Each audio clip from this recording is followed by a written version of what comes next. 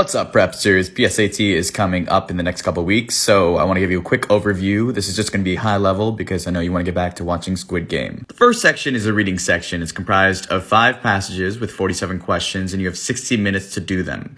The first passage itself is going to be a literary fiction passage. The second passage is going to be social science, typically stripped from a history textbook.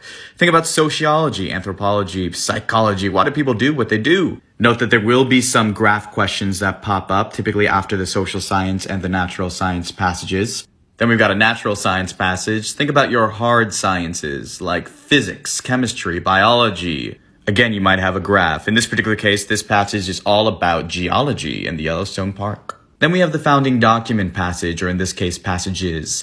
These are drawn from founding documents that may have led to the development of the United States, or even in recent years have been instrumental in the evolution of our society. When you have passage 1 and passage 2, read passage 1, answer the questions that are relevant to passage 1, then read passage 2, answer the questions that are relevant to passage 2, and then answer the questions that talk about both. Finally, we have one more natural science passage. On to the writing and language test. This one is 35 minutes. It's got 44 questions, and these questions can be broken down into 2 types. One is mechanics, which is going to be testing your grammar knowledge, and the other I call substance and structure, which is going to be testing style questions and the purpose of the passage and so forth. One quick note is concision is important on this passage, meaning shorter is better.